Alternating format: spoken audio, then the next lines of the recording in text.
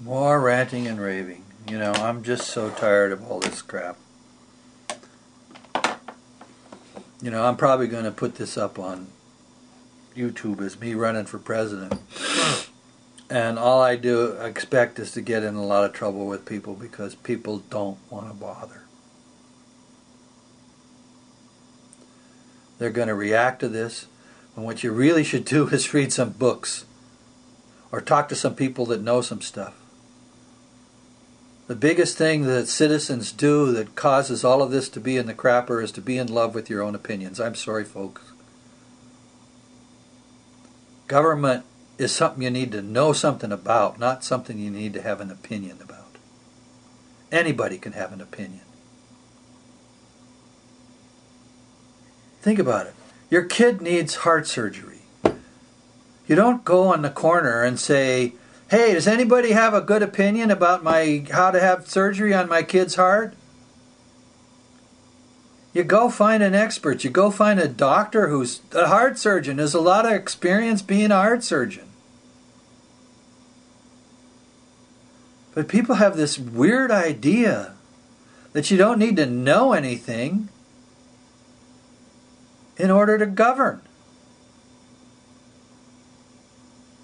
Let's say that again.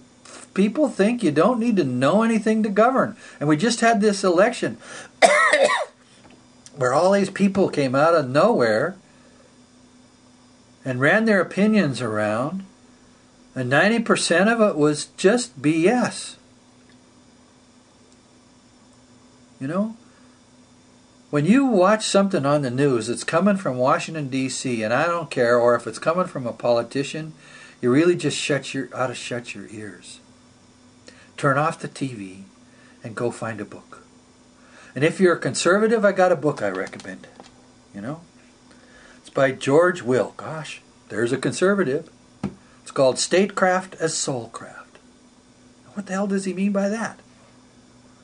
Well, he thinks governing ought to have a little bit to do with the inner life of the people being governed. The first chapter of the book is called The Care of Our Time. Do you think George W. Bush or Dick Cheney cared about anything other than their friends and their own egos?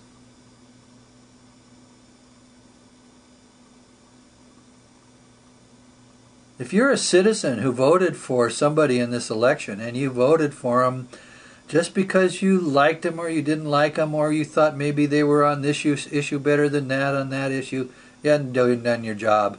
You've been a poor citizen. And you're just as responsible for the crap that's going on in this country as everybody else. Yeah?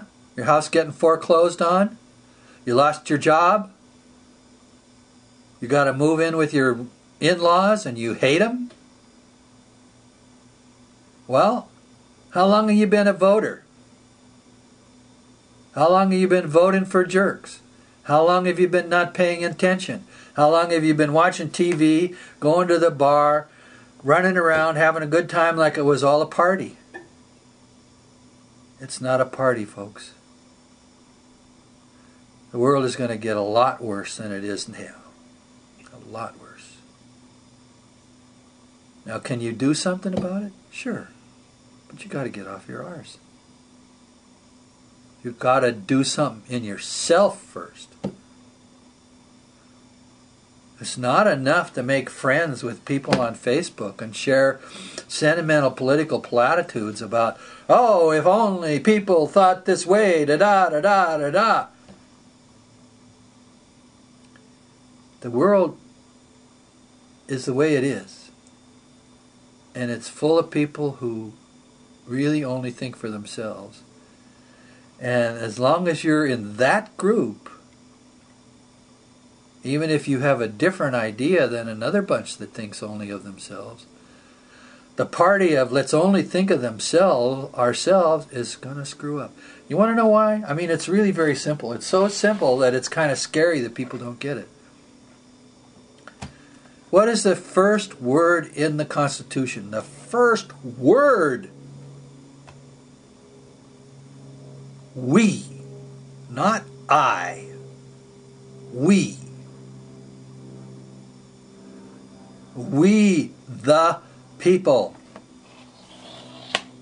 Now, for the founders and the guys that wrote that, they knew that was the right idea. But again, America's an experiment. We're not anywhere near what we could be if we got our heads out of our behinds and started actually figuring out how to be citizens.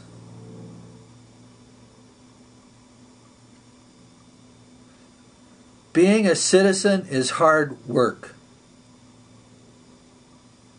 You can't do it sitting around sucking on beer and wine and complaining about what a crapper the world is with your friends. I'm sorry. That's not being a citizen. That's being just one more jerk who doesn't really care enough to actually do some of the hard work. You know, when you want your car to work right, or you want your house painted well, what do you usually do? If you can, you do it yourself, because you know you will put into it what needs to be put into it. Well, gosh, citizenship is the same damn thing. You get out of it what you put into it. You don't put much into it, you don't get much out of it.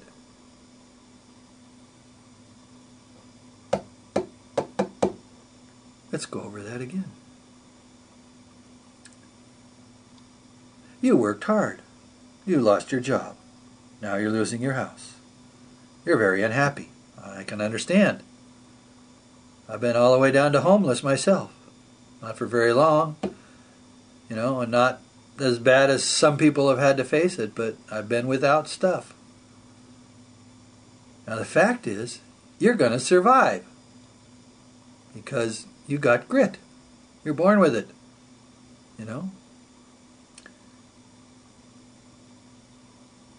Now, when you had your job,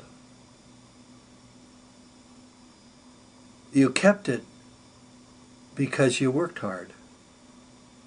When you had your marriage, you kept it because you worked hard. If you're going to be a citizen, and you want to keep being a citizen, and if you don't want the United States to all of a sudden go through some kind of horrible fascist spasm, you got to work hard at being a citizen. And I'm sorry, maybe you don't like to read, but it's useful to read things. You can go to Barnes & Noble or someplace or order online. You can get a copy of the U.S. Constitution. Cheap, pocket-sized. Every time I go out the door, I got a pocket-sized Constitution in my pocket, over my heart. You know what else I got? I got a copy of the New Testament and the Psalms in my back pocket on the right side. I sit on it all the time. You can learn a lot by reading those things. I'll tell you can learn a lot. And you can learn a lot by reading those things and talking to people. But I want to caution you, there's a whole bunch of people I wouldn't want to talk to about those things. That's coming next.